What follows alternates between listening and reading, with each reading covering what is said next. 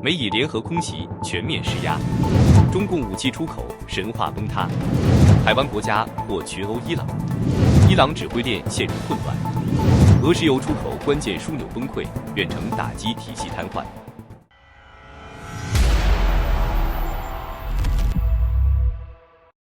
当前中东局势高度紧张，美以联合行动正在对伊朗多个关键军事设施和战略节点展开全面打击，冲突呈现多线并行、复杂交织的态势。根据最新消息，以色列空军已对伊朗东北部马什哈德市的机场附近军事目标实施约1小时的连续轰炸，锁定当地关键军事设施，意在削弱伊朗的防御能力和作战部署。这些攻击行动显示，以色列正将作战范围延伸至伊朗主要城市周边的战略点，以便在战术上占据优势，并限制伊朗在北部地区的调动能力。不仅如此，马什哈德市的伊玛目萨贾德清真寺也成为打击目标。据伊朗反对派消息，以色列空军对该清真寺展开空袭，造成约200名伊朗伊斯兰革命卫队巴斯基民兵死亡。这一事件标志着，即便是宗教设施，在当前冲突中也无法为伊斯兰革命卫队提供保护或庇护，也反映出美以联合行动针对伊朗军力的精准与决绝。与此同时，美军的空袭行动已经延伸至伊朗与阿富汗接壤的泰巴德边境口岸。该地区的防空系统已启动高射炮，对来袭的 MQ-9A 死神无人机进行拦截。美军此举的战略意图是削弱伊朗沿阿富汗边境的防御能力，使包括伊斯兰国呼罗珊分支和塔利班在内的恐怖组织可能获得渗入伊朗境内并制造混乱的机会。这种操作显示，美军不仅针对固定设施，还在试图影响伊朗边境控制与区域安全格局。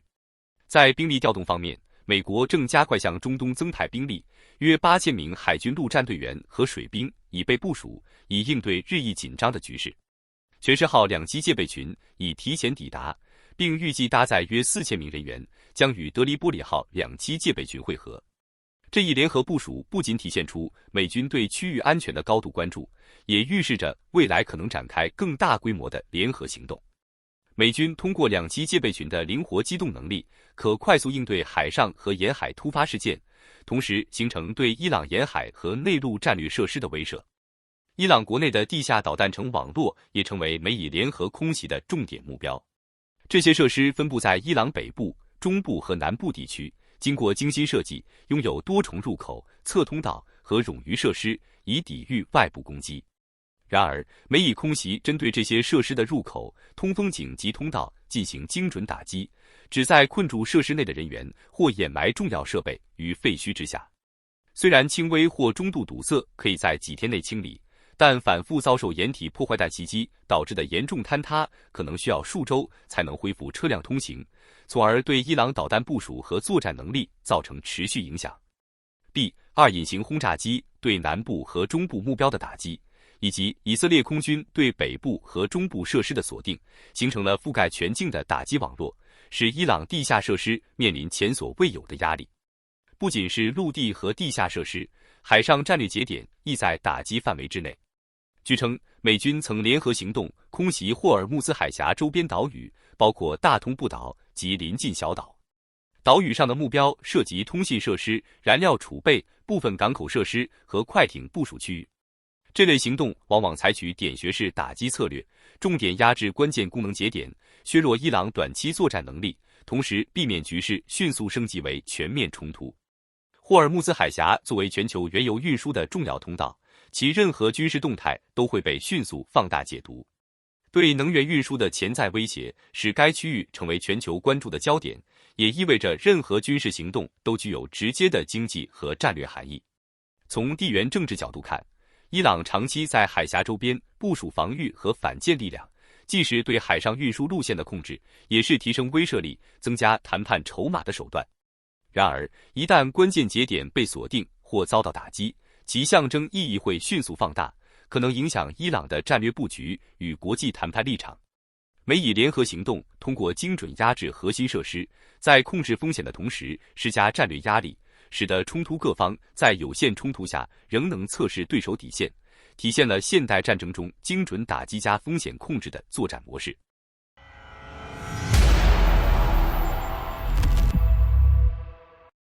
随着中东冲突持续升级，中国出口武器在实战中的表现再次成为外界关注焦点。从反舰导弹发射偏差到防空系统疑似失效，网络上不断流传未经证实的消息，也让中共军工产品的真实战力成为讨论热点。路透社报道称，有网络消息指出，伊朗疑似使用中国出口型反舰导弹 CM-302 攻击目标，但未能命中，引发外界对其性能的质疑。CM-302 被认为是鹰击12亿的出口版本，理论上具备超音速突防和低空掠海能力。然而，目前尚无官方或影像数据证实其战果。部分报道甚至称，习党魁因此震怒，对相关军事项目的工程师和负责人采取了严厉措施，但这些说法尚待核实。与此同时，社交媒体流传伊朗部署的红旗9B 防空系统在开战初期遭破坏，甚至有中国技术人员伤亡的传言。军事分析人士指出，现代导弹命中效果高度依赖整体作战体系，而非单一武器性能。台湾国防安全研究院副研究员谢佩学解释，导弹命中率通常用 SAP 衡量，数字越小代表精准度越高。影响因素包括制导系统水平、电子对抗环境、系统集成与雷达协同等。在强电子干扰和多层防空条件下，外界看到的未命中，可能实际上是被拦截或诱导偏离。面对具备完整防空体系的对手，例如美军的神盾系统和 SM-6 导弹网，即便是超音速导弹也可能被成功拦截。美国总统川普近日更直言，中俄提供的装备对美军毫无用处，强调美军在技术和作战能力上具备压倒性优势。评论员兰树指出，中方反隐身雷达在面对美军第5代战机时几乎无效，远端防空导弹系统也未见伊朗或委内瑞拉有实战发射记录。这意味着，如果导弹命中率和防空能力被质疑，中共出口武器在中东、非洲及东南亚的信誉可能面临冲击。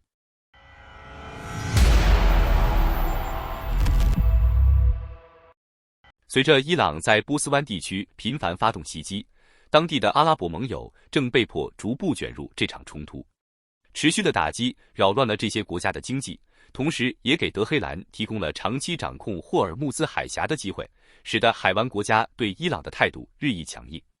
这些动态不仅增强了美国在该地区进行空袭的能力，也为打击伊朗财政命脉打开了新的战线。但目前这些国家尚未直接派遣军队参战，这是历来海湾统治者希望严格避免的红线。然而，随着伊朗不断威胁在能源丰富的海峡地区扩大影响力，这条红线正在被迫逼近。3月24日，《华尔街日报》援引知情人士报道称，沙特阿拉伯已同意允许美军使用法赫德国王空军基地。此前，沙特一度明确表示，不会允许其设施或领空用于攻击伊朗，以保持自身战争之外的姿态。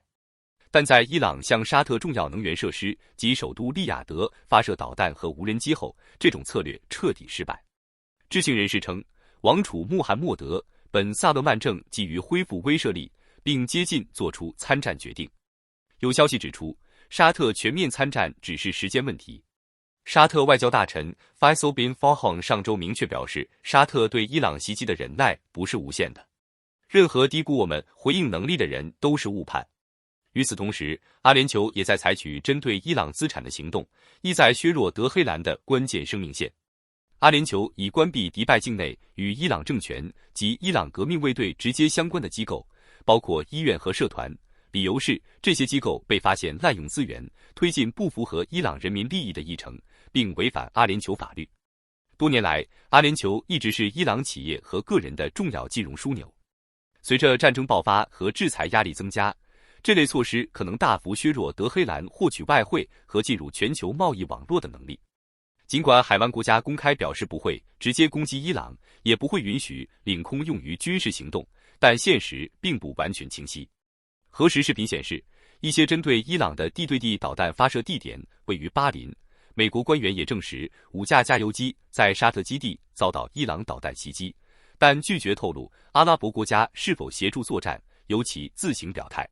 沙特和阿联酋的举动表明，这些阿拉伯君主制国家正在被更深地卷入美国和以色列针对伊朗的攻势之中，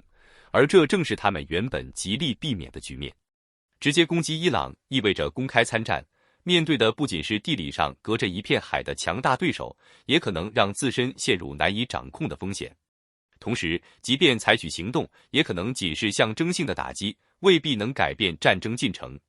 然而，伊朗正在逼迫这些国家出手。近期，德黑兰声称希望在战后参与霍尔木兹海峡的运营，甚至提出向通过船只收取通行费的设想。这种对地区能源生命线的威胁，发生在伊朗大规模向阿拉伯邻国发射导弹和无人机之后。伊朗袭击了酒店、机场、炼油厂和燃料储备设施，仅阿联酋就抵御了超过2000次攻击。海湾国家领导人，尤其是沙特和阿联酋，通过与川普定期沟通，敦促美国在战争结束前彻底削弱伊朗军事能力。原本依赖美国安全承诺和外交接触保障自身安全的设想已经破灭。伊朗近期对卡达、沙特、科威特和阿联酋的能源设施袭击，再次凸显了这一点。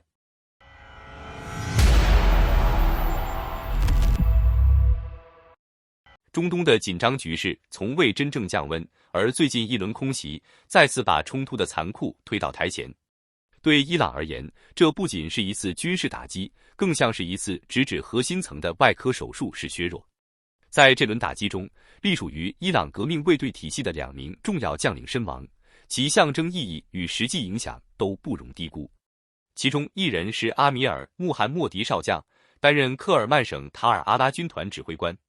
这一职位并非象征性头衔，而是直接掌握地方作战与防御体系的关键节点人物，涉及边境安全、区域调度乃至突发冲突的快速反应。其阵亡意味着一整套地方军事指挥链条被迫重组，在短期内不可避免地产生空档与混乱。另一位遇袭身亡的贾瓦德·巴盖里则因其特殊身份引发更大震动。他是前伊朗武装部队总参谋长穆罕默德·巴盖里的亲弟弟，而后者已在2025年的空袭中身亡。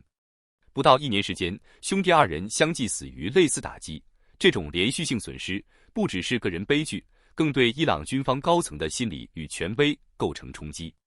美国学者维克多·戴维斯·汉森近期披露的一些细节显示，在部分行动中，以色列甚至会提前联系目标人物，直接告知其已被锁定。这不只是心理战，更像是一种赤裸裸的宣告，你的身份、位置、过往行为全部在掌控之中。而这些信息并不完全来自卫星或传统情报系统，关键变数在地面。在伊朗国内，一部分民众正在成为信息链条的一环，通过通信设备、卫星网络，甚至简单的定位手段，将目标信息传递出去。有人从公寓窗口记录坐标，有人标记检查点位置，也有人提供人员行踪。这种由人构成的情报网络与技术手段叠加，才构成了真正意义上的全域透明。这也解释了一个问题：为什么有些打击看起来几乎没有误差？因为那不只是看见你，而是知道你是谁，你做过什么，你现在在哪里。与此同时，战场分工也在发生变化。有分析指出，以色列更侧重指挥系统与关键节点的去功能化，而美国则更多承担基础设施与工业能力层面的压制。这种分层打击让对抗不再是简单的正面对撞，而是体系拆解。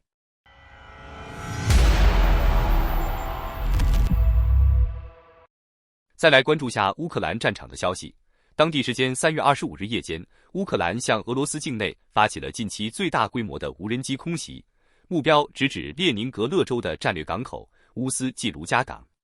据开源情报防御者报道，乌军出动超过400架无人机，对俄方能源枢纽进行密集打击。现场画面显示，港口多处燃起巨大的火球，海面被照亮如同白昼，爆炸声持续不断。乌斯季卢加港是俄罗斯最大的石油出口码头之一，同时承担影子舰队的装卸任务，是莫斯科应对国际制裁的重要节点。此次袭击造成港口严重损毁，尽管俄方坚称已扑灭火灾，但从现场爆炸规模判断，破坏程度不容小觑。据悉，该港口每日可出口约80万桶石油，距离乌克兰超过1000公里。值得注意的是，仅在2天前，乌克兰无人机刚刚突袭了波罗的海沿岸另一重要港口普里莫尔斯克港，导致大范围火灾。普里莫尔斯克港并非普通港口，而是俄罗斯向欧洲出口原油和成品油的关键节点之一。每天都有大量能源从这里装船出海，一旦停摆，就意味着一大块稳定外汇收入被硬生生切断。对于一个高度依赖油气出口支撑财政的国家来说，这种打击影响会迅速向预算、汇率乃至社会层面传导。长期以强硬立场著称的俄罗斯评论人士马克西姆·卡拉什尼科夫最近公开发声，直言港口因无人机袭击停摆是对国家经济与财政的重大打击，并带有明显讽刺意味地称，